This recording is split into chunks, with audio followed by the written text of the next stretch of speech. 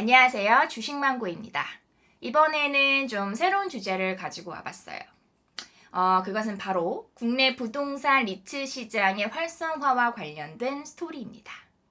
결정적인 계기는 지난 11일 날 정부에서 공모형 부동산 간접투자 활성화 대책을 발표를 했습니다. 세제 혜택이나 우량한 자산을 편입하는 기회를 줌으로써 부동산 간접투자 시장을 굉장히 활성화하겠다라고 하는 것이 정부의 목표였는데요. 주식시장에 이런 명언이 있잖아요. 정부의 정책에 맞서지 마라. 이렇게 정부가 적극적으로 작년도부터 정책을 밀고 있다면 내가 리츠를 직접 투자하지 않는다 하더라도 관심은 어느 정도 필요할 것 같습니다. 그리고 결정적으로 또 국내 상장된 리츠가 한 5개 정도 있는데 대부분 수익률이 나쁘진 않더라고요. 특히 신한 알파리츠가 작년 하반기 상장됐는데 올해 연초 이후 수익률이 46% 정도. 이리치코크랩도 40% 정도. 게다가 글로벌 선진국 시장 위주의 미국, 특히 미국 같은 경우 리츠 시장의 수익률이 연초 이후 25%. 그리고 일본 쪽 관련된 리츠, J리츠도 연초 이후 한 20% 정도. 이쯤 되면 리츠 내가 몰랐다고 하더라도 앞으로 관심을 가져야겠다라는 생각이 점점 더 좀 드실 것 같습니다. 그렇다면 일단 리츠란 무엇인지 기본적인 여러 가지 개념이나 성격에 대해서 살펴보고 정책과 종목에 대해서도 얘기를 드리도록 하겠습니다. 일단 리츠라는 거는 간단하게 보신다면 부동산을 공동 구매한다고 보시면 될 것 같아요. 부동산 건물 하나 사는 거 사실 일반인들 꿈도 꾸기 어려운데 그런 부분을 간접적으로 산다라고 보시면 됩니다. 그래서 개념적으로 보신다면 다수의 투자자로부터 자금을 받아서 그거를 부동산에 직접 취득을 하거나 또는 부동산 관련 증권을 사서 그에 따른 수익을 쉐어한다라고 보시면 됩니다. 그러니까 간접 투자 상품 중의 형태라고 보시면 되고요. 그리고 부동산 펀드와는 달리 부동산 리츠 같은 경우는 국내 주식시장에 상장되어 있어서 사실 주식처럼 매일매일 사고 팔 수가 있습니다. 수익은 매매 차익과 배당 수익, 주식과 똑같고요. 근데 배당 수익률이 일반적으로 한 5에서 6% 정도까지 제시되는 상황이어서 우리가 알고 있는 배당 수익률보다는 굉장히 높은 편이에요. 그리고 부동산의 가치가 올라서 주가가 올라가게 되면 매매 차익까지 같이 얻을 수 있습니다. 국내 리츠 시장 규모를 보면 거의 글로벌과 비교했을 때 굉장히 초기 구간에 위치하고 있습니다.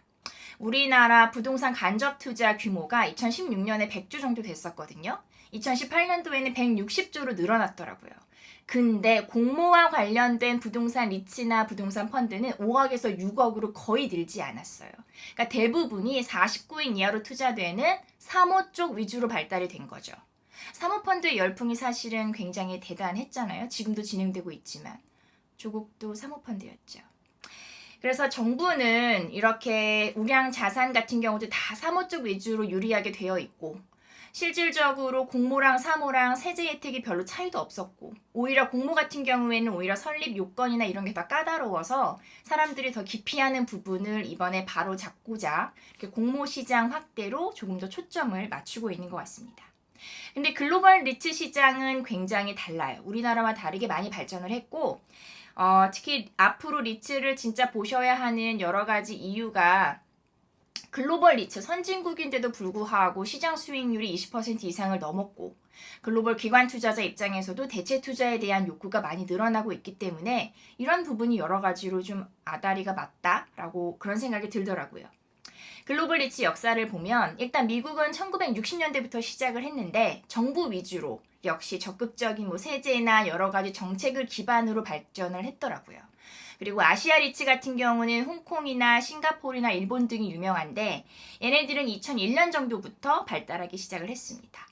특히 일본이 리츠가 많이 발달을 했더라고요. 왜냐하면 도쿄 인근의 오피스의 어떤 1% 미만의 공실률 이런 부분이 여러 가지 배당 가능 수익을 높게 하고 매매 차익도 발생을 하게 한 것 같아요. 그래서 일본도 J리츠 같은 경우 연초 이후 수익률이 일반 펀드 중에 굉장히 높은 편에 속해 있었습니다. 이렇게 주요 선진국이 모두가 다 발달된 금융 자산이라면 우리나라도 그러한 흐름을 쫓아갈 가능성이 높다라고 생각이 들고요. 최근엔 그런 의미에서 또 리츠가 글로벌 트렌드다라는 말들도 종종 나오고 있는 것 같아요. 리츠 투자에서 기본적으로 우리가 또 알아야 하는 부분은 금융 여건 중에 중요한 게 금리와 부동산 가격입니다. 일단 저금리 상황이 부동산 리츠에는 훨씬 더 우호적이라고 보시면 되고요. 지금 저금리죠. 그리고 부동산 가격이 올라야 내가 보유하고 있는 리츠가 투자한 부동산 자산이 오를 수 있기 때문에 부동산 가격도 굉장히 중요한 지표고요. 그래서 이런 부분이 지금 또 현재 상황과는 굉장히 맞아떨어지죠. 저금리잖아요. 우리나라만 저금리가 아니라 미국 저금리, 유럽 저금리, 일본 저금리, 마이너스 금리 시대까지 됐기 때문에 저금리라는 여건은 굉장히 리츠가 성장하기에 좋은 여건이라 생각이 들고요. 저금리, 저성장의 상황에서 배당 수익률을 높게 주는 리츠, 그래서 조금 더 선진국 시장에서도 지속적으로 리츠 관련 종목들이 신고가를 갱신하는 이유는 또 이런 이유가 뒷받침이 되고 있는 것 같아요. 그리고 정말로 정부에서 열심히 밀고 있기 때문에 우리가 놓치지 말아야 하는 부분이 바로 어떤 어드밴티지와 관련된 부분입니다.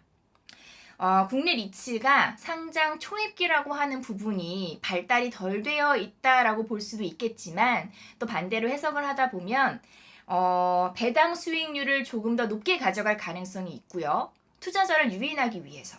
그리고 두 번째로는 시장 초입기이기 때문에 굉장히 엄격히 검증된 자산을 리츠에 편입할 가능성이 높다라는 거죠. 그러니까 좋은 놈들을 실을 수 있는 가능성이 높은 거죠. 정부에서도 그렇게 주겠다고 하는 거고. 그래서 미국 등 선진국 시장은 리츠가 오랜 기간 발전을 해왔는데 얘네 수익률은 현재 4%대 정도 되더라고요. 그러니까 우리나라가 리츠를 지금 활성화시키기 위해서 좀 더 중요한, 좀 더 어떤 적극적인 당근을 주고 있다라고 해석을 하시면 그런 부분을 또 우리가 활용하는 게 또 투자자의 몫이라는 생각 들었어요. 그래서 국내 부동산 간접 투자 시장 아까 말씀드렸듯이 20년 넘게 시장이 형성이 되어 왔지만 굉장히 기형적으로 사모적 위주로만 형성이 되었거든요. 그런 부분에 대한 실타래가 이번에 좀 해결될 수도 있지 않을까 이런 생각도 해보았습니다. 주의사항은 지금까지 국내 상장된 리츠가 5개 정도 되는데 거래량이 되게 적고 시가총액이 적은 종목들이 좀 있어요.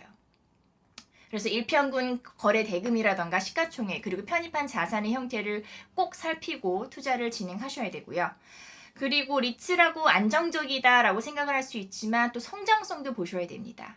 그러니까 예를 들면 공모를 해서 상장한 이후에도 지속적으로 좋은 우량 자산을 증자를 통해서 편입을 해야 되고요. 그렇다고 뭐 아무 부동산이나 아무 상가나 투자를 하는 게 아니라 양질의 자산을 투자를 해야 되고 또 배당 수익률 측면에서는 공식률이 되게 낮아야 돼요. 그러니까 빈 오피스 같은 경우는 절대 안 된다는 거죠. 그러니까 신한 알파리츠가 굉장히 뛰어난 수익률을 보여줬던 이유는 편입하고 있는 자산이 굉장히 우량했기 때문인 것 같아요. 그러니까 지금 서울시의 오피스 공실률이 거의 2자릿수라고 기사가 나오고 있는데 신한 알파리츠가 가지고 있는 판교는 지금 현재 1% 미만. 그러니까 거의 공실이 없는 상황인 거죠.